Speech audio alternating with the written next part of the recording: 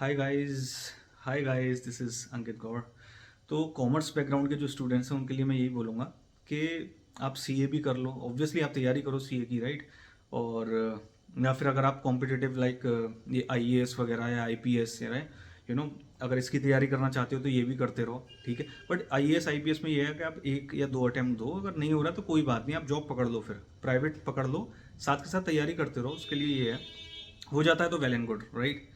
And commerce वालों की आज बहुत डिमांड है। बी कॉम एम कॉम करे लोग भी जो ऑडिट की फर्म्स होती हैं उनमें बहुत अच्छा मोटा पैकेज कमा रहे हैं। तो मैं तो यही कहूँगा कि आज की तारीख में सीए जो है ना, it's at it's you know charming boom right now. It's booming everywhere, right? BTech वगैरह में तो ये है कि हाँ, जब तक आप एक्सटर्नल ये कोर्सेज नहीं करेंगे, जैसे artificial intelligence, these all are courses, तब तक कोई बेनिफिट नहीं है। बट हाँ, इसमें तो है, सीए वगैरह वाला जो प्रोग्राम है आपका, इसमें अगर आप सिर्फ A P A R, rights, account payable accounts receivable, और रिकन्सलेशन क्या होता है, बुक्स में कितना हमारा क्या है, जीएसटी भी वो तो आ ही गया है जब से जीएसटी गवर्नमेंट ने इंक्लूड करी है इसमें, राइट? तो ये सब है। और बच्चे पता है आजकल यही कंफ्यूज हैं। पहले क्या होता था, माँ बाप बता देते थे कि अरे यार तुम 12th के बाद बीटेक कर लो। क्यों? क्योंकि उसका बच्चा कर रहा है, किसी का यार दोस्त या जो भी है, मोहल्ले पड़ोस के, है ना? तुम भी इंजीनियर बनो, या मैं इंजीनियर हूँ तो तुम भी इंजीनियर बनो, मैं डॉक्टर हूँ तो तुम भी डॉक्टर बनो, अगर मैं सीए हूँ या कॉमर्स मैंने करी है तो तुम भी कॉमर्स कर लो, राइट? बट वो चीज़ें ठीक हैं। बट मैं तो यही कहूँगा, जैसे थ्री इडियट्स में था ना पिक्चर में, कि जो बच्चे का मन करे उसे वही करने देना चाहिए। तो मेरे हिसाब से तो वही बेस्ट है, अच्छा प्रिंसिपल है वो।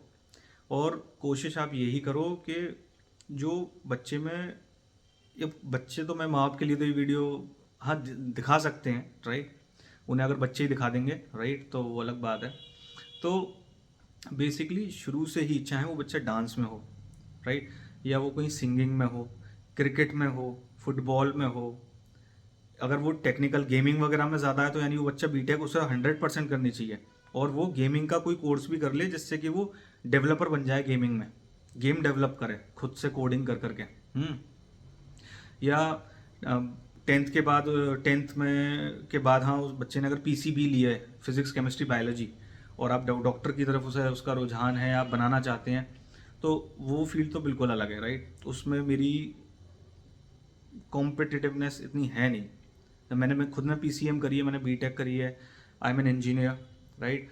And I have done almost till now 11 years of work in multiple companies, be it like HCL, Capgemini, Nokia Global. Right now I'm working in KPMG.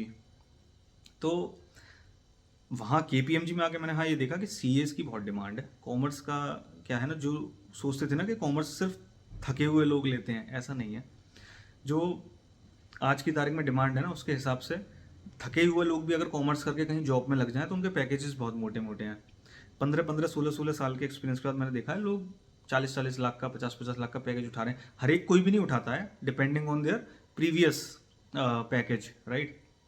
तो आजकल डिमांड बहुत है, हर चीज़ में है। प्लस जो 12th से पहले के जो बच्चे हैं, चाहे वो गांव के हों, शहर के हों, शहर वालों को गाइड करने के लिए बहुत सारे लोग होते हैं उनके, क्योंकि फ्रेंड सर्कल भी होता है, फिर मोहल्ले पड़ोस के लोग भी, गांव वालों के लिए नहीं होता है। मगर वो आजकल बच्चे अब बेचारे नहीं हैं, वो खुद बच्चे जब से उन पे मोबाइल आया है, वो देख के कहीं से कुछ पढ़ के खुद ही आगे बढ़ रहे हैं। वो पहले भी बढ़ते थे, पहले सिर्फ वो बच्चे बढ़ते थे कि एक ही फील्ड में, ये सिविल सर्विसेज, या तो कोई काम करने वाला इंसान है उसका बच्चा आईएएस पीसीएस बन जाएगा, राइट? और कुछ भी, या कोई ठेला लगा रहा है उसका बच्चे ने आईएएस पीसीएस क्वालिफाई कर लिया। वो एक नसीब भी है, प्लस मेहनत भी है ना? और उस मेहनत के साथ ही वो उसने वो अचीव किया, that's well and good. But अब क्या है ना, गांव में जब बच्चों पे ये फ़ोन वगैरह आए तब से उनको पूरी अवेयरनेस हो गई है कि उन्हें करना क्या है। तो मैं उन लोगों को भी यही कहूँगा कि जहाँ आपका इंटरेस्ट हो करो वही। पढ़ाई में क्या है, सबसे सिंपल एक चीज़ ये है कि अपनी शुरू से इंग्लिश अच्छी रखो। क्यों? क्योंकि 12th और कोई भी आपने ग्रेजुएशन कर ली, ग्रेजुएशन में बीटेक भी होती है, right? BTech, BCA, BCom, MCom, sorry not MCom, MCom is PG, जो भी है, बीएससी, है ना। फिर उसके बाद फिर वो पोस्ट पीजी में एम कॉम, ठीक है, MSc, MA जैसे ये सब करते हैं, M Tech। तो इंग्लिश अगर आपने सब कुछ कर लिया, फिर भी अगर आपकी जॉब नहीं लग पा रही और आपकी इंग्लिश भी वीक है, तो कहीं ना कहीं आप बैकफुट पे आ जाओगे, रिवर्स गियर में। बट अगर आपकी इंग्लिश अच्छी है ना, तो आज भी इंडिया में इतने सारे कॉल सेंटर्स चलते हैं कॉलिंग के, इंग्लिश वाले।